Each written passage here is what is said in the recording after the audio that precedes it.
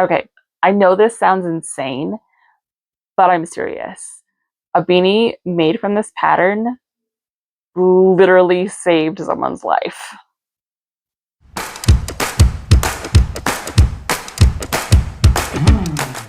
I know what you're thinking. Becky, that's a pretty far-fetched statement.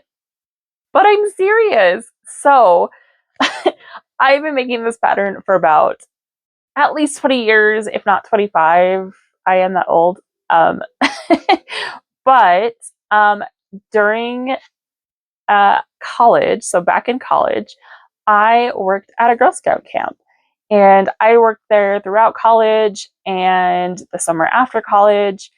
I loved like the camp itself. I loved the staff. I loved the girls. I loved the atmosphere. Like it was so much fun.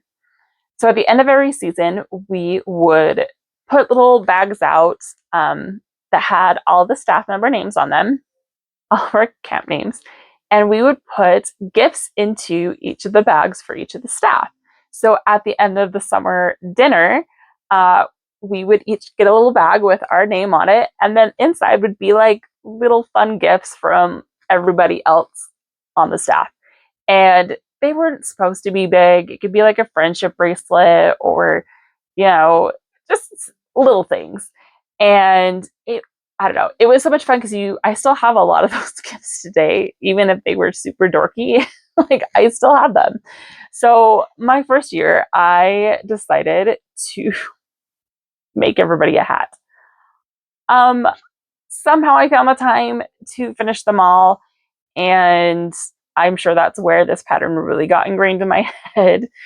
And yeah, it was fun, like seeing everybody get their different hats, and I was cool thinking I made it, and it was like a useful item. So anyway, fast forward several years, and I'm doing a mini camp for the Girl Scouts. So mini camps would be like overnight on a weekend, or it could just be like an activity during the day. This was rock climbing up a local canyon. There was a staff member there who had been the assistant director my first year. Um, and we were chatting. It was so great to catch up with her. And just all of a sudden she goes, "Remember that? I have to tell you a story. Remember that hat that you made, everybody?" And I was like, "Yeah, what about it?" She said that her and some friends were out um, just for fun, and they hadn't really prepared well. It was super windy. Um, they would hike too far away from the car area on this like hike, or I don't know what it was. But the point was, they couldn't get their fire to start because the wind kept blowing it out. Suddenly, she remembered, I have the beanie on, and let's make that the sacrifice. So they got the fire started with the beanie kind of as an easier thing to catch fire, and then light everything else up. And she said, I honestly, like, we would have frozen to death because we were lost and we needed the warmth. And it was like crazy, but really awesome. I didn't care that she'd burned up the beanie. I loved that I now had this like really cool story with something that I had made. Anyway, so that aside, let me introduce you to the beanie itself. This beanie is a very basic beanie. Um, Super beginner friendly, super easy, super quick to make up. It is literally just double crochets. That's it. Um, Works up super fast. This is my go-to for donating hats to the local shelters and to groups that send stuff overseas. Uh, great way to use up some of your yarn that you have like a bit left, but not like enough for a big project. Hat. So great. Super easy to customize, and just all the things. Honestly, it's just cute. It's your basic everyday happy beanie. So want to know more about this life-saving beanie and how to make it, I'm really not going to market it as life-saving, I promise. So keep watching and we will get started on this not life-saving but awesome beanie. For this project, you will need a skein of worsted weight number 4 yarn. Sorry, the label is a little shiny there. You can do this pattern, this hat, in a DK weight or a chunky weight, whatever your heart desires, but you will have to change your hook size and your stitch count. Just be aware. So for this project, again, a worsted weight yarn, and then we need I go with, usually for my hats, a 5.5 millimeter hook, and you will also need a pair of scissors. You need that yarn needle / darning needle to weave in your ends, and optionally, to keep track of your startup row, since we're going in a circle and it can get a little confusing sometimes, optionally you can grab a stitch marker to keep track of that. So first things first, you gotta break in and pray there's not yarn barf. My method, in case you struggle with this a lot, I'm going to jinx myself by saying this. Typically, I get less barf by doing this method, but sometimes you just can't help how the skein is put together, right?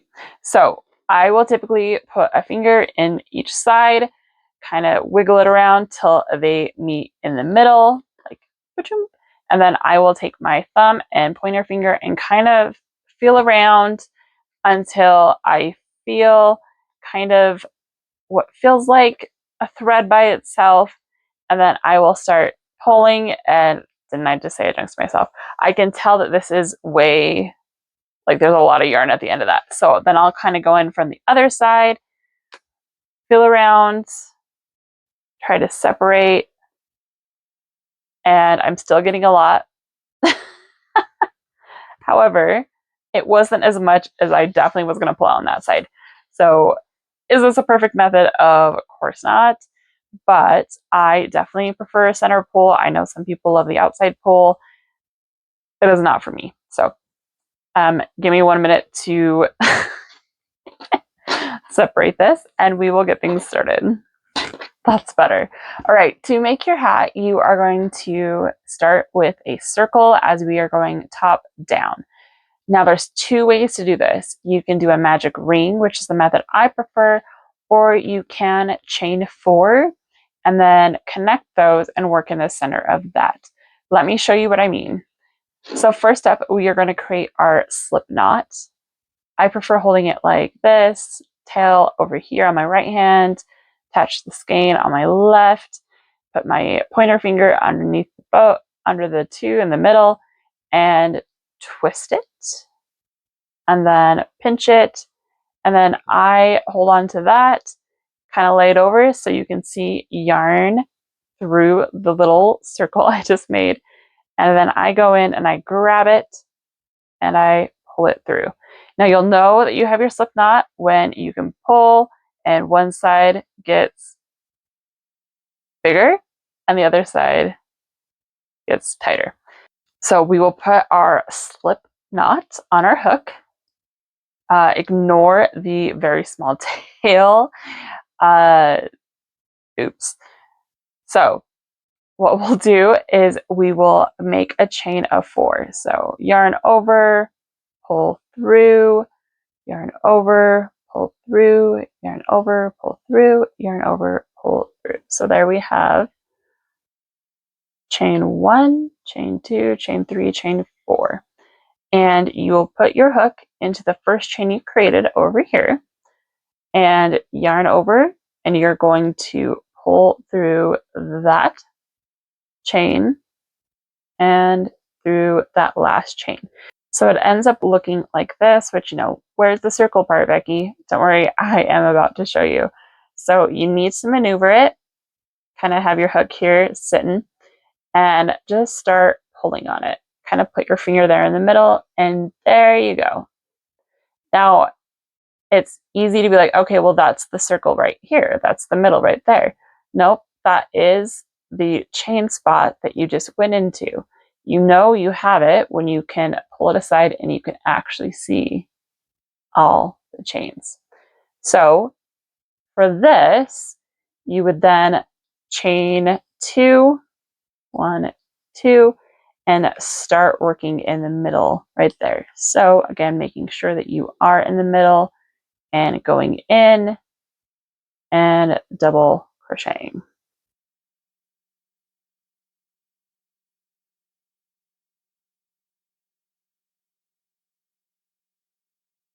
Just like that, and you will continue around that. Now, for me, I prefer the magic ring, and there are so many ways to do the magic ring. This is the method that I prefer. If this makes no sense to you, please go out and YouTube search, Google search another method. I did not grasp the concept of this for the longest time until I saw someone doing this, and all of a sudden it was like, oh, that's how you do it. So again, if this doesn't make any sense to you, don't think that you just can't do it. Go search out another method. It is completely fine. So for this, let's zoom out a little bit here. So you're going to grab your tail end and over your 2 fingers on your left hand, so your pointer and middle finger, you are just going to lay the yarn on top. So this part will be closest to you. And then you're going to kind of grip it there with your thumb so it's not going to move. Nice and secure. And then you're going to grab your yarn that is attached to your ball or skein. So you're just wrapping it underneath and then crisscrossing. So this is the first one. I usually pull it up kind of close to my nail up here, and you are crossing towards the back. And then grab your ring finger, just kind of hold it there in place so both ends are secure. Then you're going to take your hook, this first one that you just did, you're going to slide underneath it. Now it's hard to see right there, but you're just sliding underneath this first one, kind of in the valley between your fingers. And then you are turning your hook and grabbing this yarn. So the yarn that you just put over here, you are moving your hook and snatching it just like that.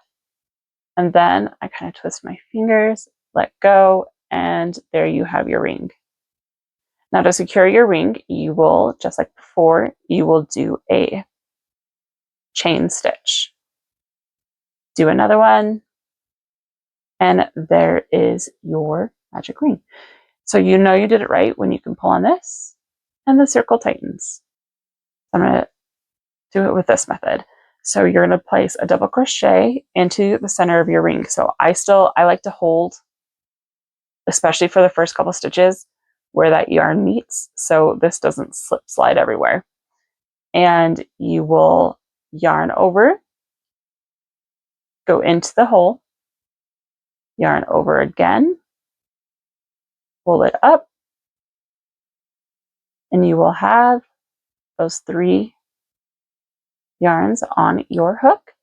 Yarn over, go through 2 loops, yarn over, 2 loops. Perfect. So let's do that again. Yarn over, go through your magic circle, yarn over, pull it through, 3 on the hook, yarn over, through 2, yarn over, through 2. So you're going to do this for a total of 11 times. I like to do my hats in multiples of 11. It makes more sense. You end up with 55. I feel like sometimes 60 is too big. Obviously, it depends on who you're making this for, but 50 is too small. Again, depending on who you're making it for. But I like to do 11. Now, I don't count this chain 2 as a stitch. Some people will, so make sure if you are reading another pattern, check for that. But for me personally, I don't like that chain. But so I just like to do the full 11 double crochets. that actually are double crochet. So let's go and make 11 into this little ring.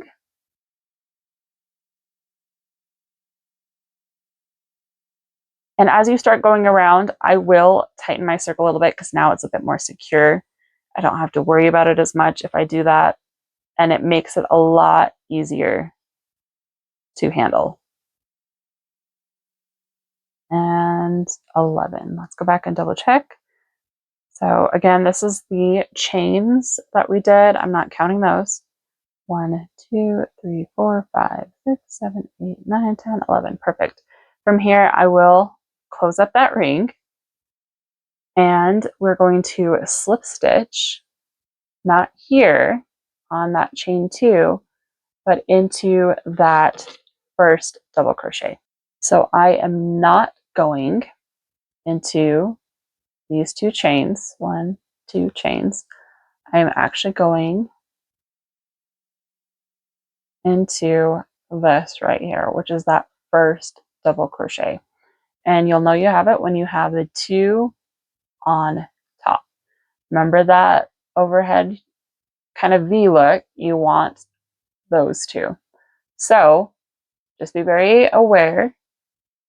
These are the chain 2 space. I'm not going in there. You are wanting to go on top of this one. If you go into this one, then it's going to look a little funky and you've gone too far. So now actually doing it, separating that out, I want to go in here. So we're going to go in, yarn over, pull it through, and pull it through. And there we have our first round. Now to get it to start growing, we are going to put 2 double crochet in each stitch around on this next one. So I again will chain 1 or chain 2 just to get that height going, and then I'm ignoring it, that is not counting as a stitch, and I will go directly into this first stitch. So you are 2 double crochet in each, 1, and again into that exact same stitch, 2, and again into the next one, 1, 2, and the next one, you know, watch me mess up. 1, 2. Right, keep going all the way around and I will meet you there. 21, and last one, 22. Make sure you are not going into this stitch. It's very tempting, but this is the slip stitch that joined your last stitch on the row below to the first stitch on the row below. So do not do that. If you're not sure, always just kind of go back and count to make sure you're at the right number. So for us, 2, 4, 6, 8, 10, 12, 14, 16, 18, 20, 22. So we're right where we're supposed to be. And just like the first row, it's a little bit easier to see on this one. We are not going into this guy. You're going into this one. And slip stitching it. Perfect. All right, now as we did before, chain 2, and we are going to chain 2 in this first one like the row below. So 1, 2.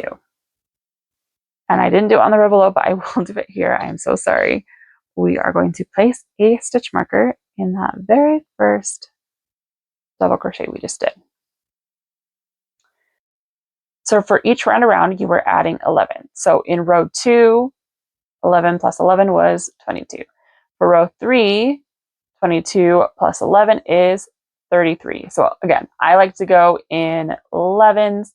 It's nice and easy for me. It's not as much thinking unless you love multiples of 12, whatever.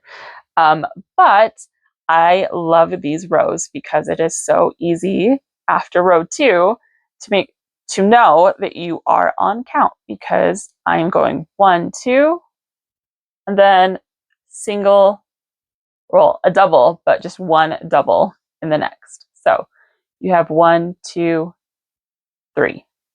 And then we'll do that again. So in the next one, you're doing 2, 1,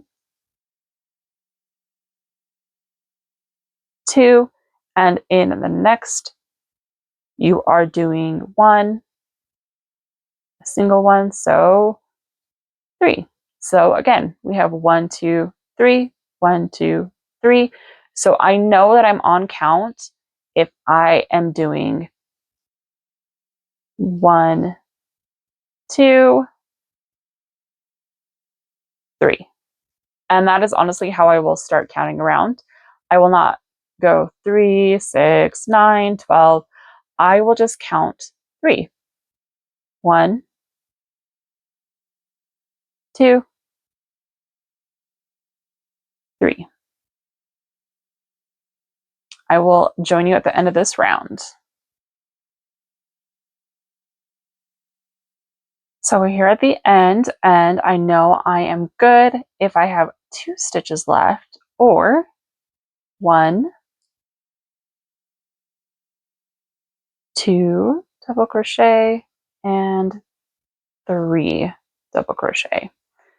You are absolutely welcome to go back, make sure that you have 33, but I do love just counting in 2s, counting in, well, the 2s are a little bit difficult, but I love just counting in 3s, and then the next row will be 4, the next row will be 5, and I know that I am right if I can finish with 1, 2, 3. If I finish with 1, 2, 3, and there's this stitch left, like there's a whole stitch left, then obviously I messed up somewhere, and I can go back and see where I maybe did 2 double crochets in a row, 2 2s, or I did 2 with 1, you get the idea.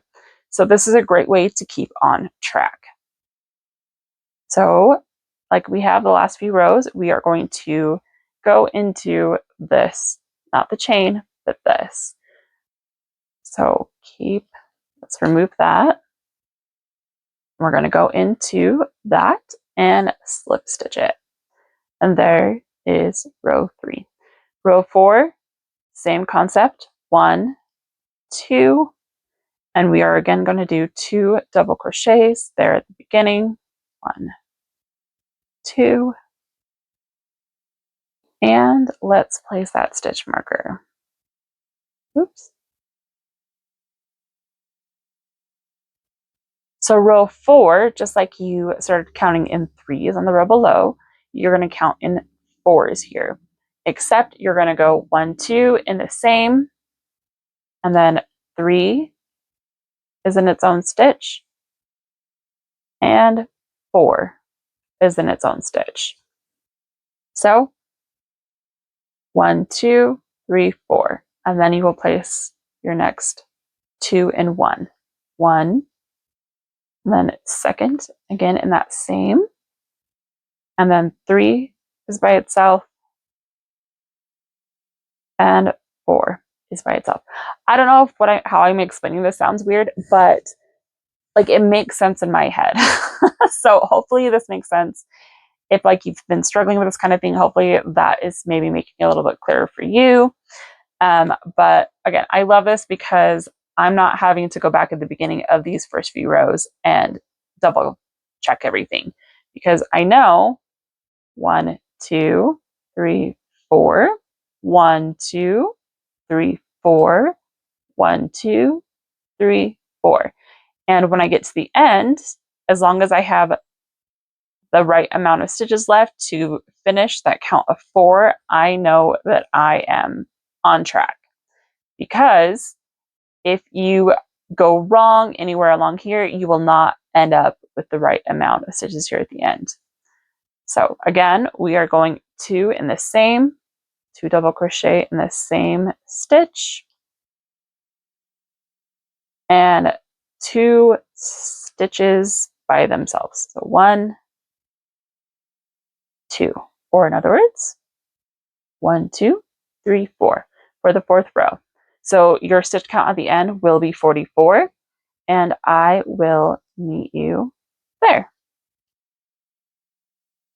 So an example of what I was just explaining. Here I am at the end of the row, and I only have 2 stitches left when I should be having 3 because 1, 2, 3, 4. So I know I messed up somewhere. So the best thing for this is to kind of go back and go, all right, 1, 2, 1, 2, 1, 2, 3, 1, 2. So this is where I maybe zoned out, and instead of placing just the 2, I placed 3 singles. So that is 5 instead of the 4 it should be. So I know, okay, so if I frog back to this point and fix it, so 1, 2, 3,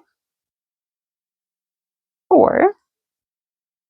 Now I have the right amount of stitches here at the end for 1, 2, 3, 4.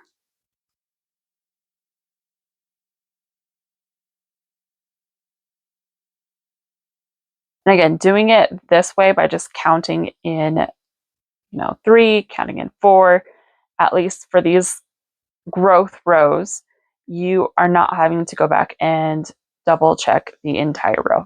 You can, of course, but for me, this is my trick. So now we're right. 1, 2, 3, and 4. So we're going to go ahead, remove the stitch marker, and we're going into that stitch right there, and we are slip stitching that together. This is what we're looking like so far. All right, row 5, 1, 2, and we're putting again 2 in that first one. This is our last increase row. 1, 2. We are going to put that there. Now, just like the last 2 rows, we are going to be counting on what the row is. So this is row 5, so we're going 1, 2, 3, 4, 5. 1, 2, 3, 4, 5, which will get us to the end with 55 stitches on this round. So 1, or I should say 1, 2, 3, 4, 5. And then 2 and 1, so 1, 2, 3, 4, and 5. So keep doing this all the way around, and I will meet you here at the end. All right, approaching the end of the row again, and I have 4 stitches left, which is perfect for what I am doing. So 1, 2, into the same stitch, and then 3 by themselves. 3, 4, and 5. And then we are going to join into where this stitch marker is, so not the chains, but into the first double crochet of the row.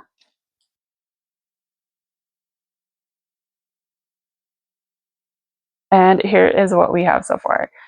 This also makes a very lovely coaster. Now what we're going to do, now that we have the width that we would like, is we are going to work on our length. So we are just going to do, from now on, we are going to chain 2 at the beginning of each row, and we're going 1 into each stitch around. So we'll go ahead and pop a stitch marker into that very first double crochet, and then we will do a double crochet into each stitch around. So there is no more tricks with multiples anymore. It is literally just double crochet your life away. Double crochet each one by itself all the way around. And you will keep doing this for the length you desired. Now, I will put the row count up of what I normally, or how many rounds I end up doing. And it really is a matter of if you want it, you know, if you're making it for yourself, do you want it just past your ears? Do you want it a little bit longer so it can roll up? Do you, you know, there's so many decisioning factors. It really is kind of like a make your own adventure hat. It is so easy to customize. Sorry, that stitch marker is making all the noises as it's hitting the table. This, thank goodness. This really is just a great pattern, a great way to, oh, I don't know if that's going across. Not good. But yeah, it's just so customizable. You can, you know, this is why I said you can use the DK weight or the chunky weight yarn as well. It's just changing your hook size, changing the amount of stitches. For example, in a DK weight, you might want to, or you definitely want to do another row of increases. So you would go up to, you would go up to 66 instead of 55. With chunky, you might do multiples of 10. So you're going up to 50.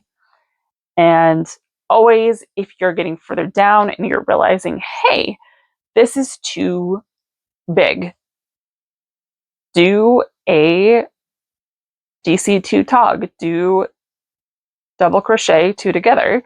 And I typically will do it back so it's not as noticeable, like as if it were on the front. And don't go crazy with them, but that will definitely tighten up your hat. If you're finding that it's way too tight as you're going down, there is nothing wrong with frogging a few rows and adding in. So just like we were doing with our increases, doing 2 double crochet into the same stitch. So that'll bring you up to 60, or it'll bring you up to 65. You know, this is, I honestly just love this. I didn't pick up this pattern from anywhere necessarily. I have been doing this hat for, oh goodness, like I said, at least like 20-25 years. And I have made hundreds and hundreds, no exaggeration, of hats. And this is just a great mindless project. I love to keep this project in the car or in my purse if I'm waiting in line. So going and attaching to our next row, going to do that slip stitch in there and chain 2. And again, just 1 all the way across, and I will put that stitch marker again. Or at this point, if it's pretty obvious, now that you've done a couple where you're going, you don't have to use a stitch marker. For me, it's pretty obvious you're getting to the end of the row because, you know, it's tall. This stitch marker is really great if you're doing something with like single crochet in the round, because sometimes it's a little hard to tell. Honestly, this project is what I will bring with me if I'm at an amusement park. When I go to Disney, Disneyland, Disney World, I try to go as often as I can. I'm not close to either, but I try to get out every year, every 2 years if possible, because I I love that place. It's a mental break, and that's what I crave. This is always what I will stick in the bag that I bring into the park. I didn't start doing that until about 5 years ago, and I wondered why I hadn't been doing it all along. Especially if you have like a plastic hook, or I would definitely not bring like this hook or like my frills hook or something, just in case they consider it a weapon as you're going through security. But I will bring this with me, and I always bring like yarn I don't necessarily care about. So if for some reason they confiscate stuff, which I have never had happen, then I won't cry about it. But I will bring like a skein and a half, or I'll put them into cakes and bring a couple of cakes with me.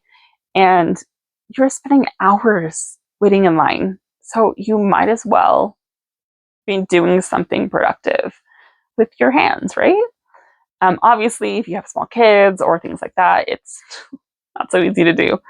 On my recent trip last summer to California with some cousins, we went to several amusement parks. Universal, they didn't have a problem with it. Knott's Berry Farm, they didn't have a problem with it.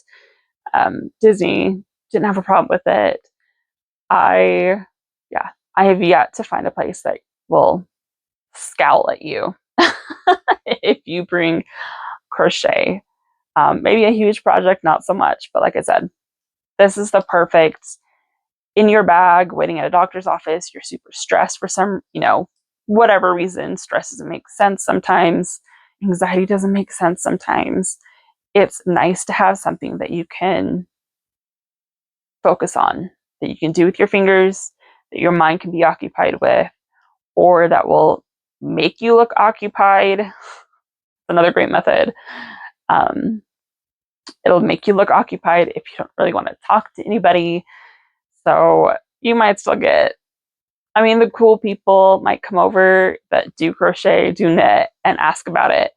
But I've found in general, when I'm doing this in public, the general crowd tends to stay away. Which is great for me, because anxiety. All right, I will keep going up for several rows here, and I will meet you back as I am nearing the end. All right, and we are done. So I will typically try on the hat just to make sure that it's hitting enough below my ears, that it's a good length, especially if you're making it for yourself, that that it's going to fit, it's going to look the way you want it to. You are also welcome to measure from the top to the bottom. There are certain lengths that are general accepted for adult hats. I will put them here on the screen. So we ended up doing a total of 16 rows. So you have your row of 1s, 2s, 3s, 4s, and 5s being your last row that you increased on. Past that, so just the plain double crochet in every single stitch, was 11 rows. So total of 16. I did 11 just length rows. You are welcome, like I said, to add on an extra row if you would like the size or the length just a little bit longer. Obviously, if you want a slouchy beanie, add on several. But I'm going to go and flip it over one more time, and I'm just going to put just a quick border on it. Okay, so really you can do a multitude of options. You can leave it as it is and just have that be the end. You can do a row of single crochet just to kind of finish it off. You can do a row of half double crochets. You can do a crab stitch or a reverse single crochet, just however you would like to kind of finish off the edge. I'm feeling like a single crochet on this one, just to, I don't know, it gives it more of like this little like nice little almost brim. So I, just like before, will chain one, go into that first one, and we're going to end up going in here. So where this is a single crochet row, it is probably a great idea to mark that first one so you don't accidentally go over it. And then you are just wanting to single crochet all the way around. All right, getting here to the end, going to go ahead and slip stitch into that first single crochet. I did a little bit too tight apparently. That's all right. And I think that looks nice. So I'm going to call that good. And I'm going to pull that yarn through, snip it. And now I am going to weave in my bottom and also the top. Now, when weaving in the top of your project, I always like to give it kind of an extra little tug to make sure that it is nice and closed. When I am doing a weaving of my ends at the top of the hat, I will typically go along the bottom of those double crochets that are there in the ring, pull it through, pull it nice and tight, and then I will go backwards. So I'm coming out here, I'm going to start going in like there and work backwards along that ring, just to make sure that it's secure and it's not come out. And then I will typically do that again, and I will go backwards the first way I went, so that way it is going 3 ways. And then I will snip off that.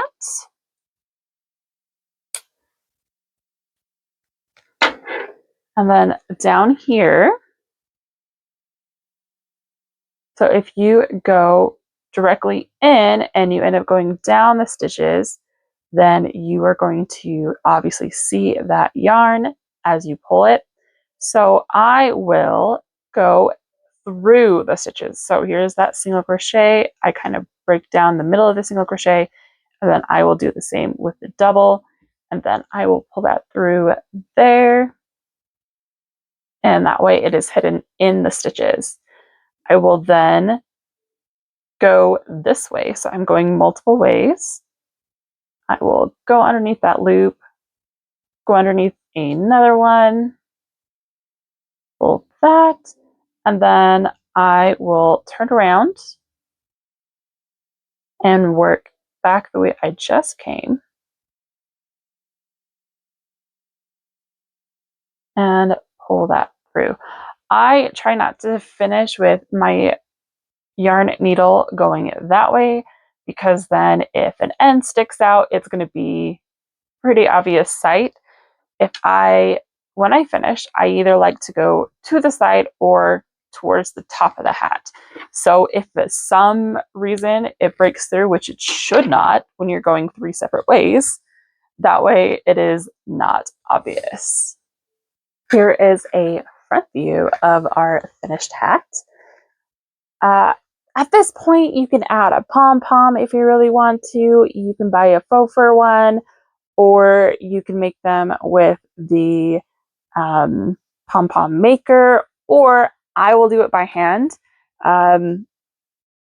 Whatever way you would like. And there she is.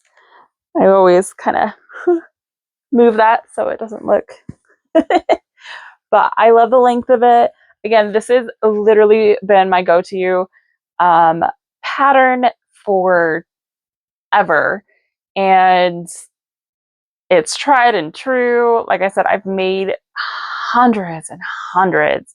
I dare say, and this is not exaggeration, even like 1,000 hats with this pattern. So much so that I'm like, I feel weird calling it a pattern because it's just in my head. So putting it into like explanation or like words or whatever.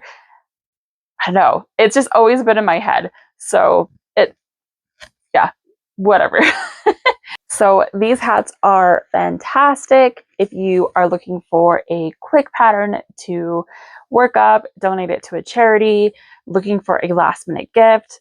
Like I said, if you use a different weight, it might work up even faster.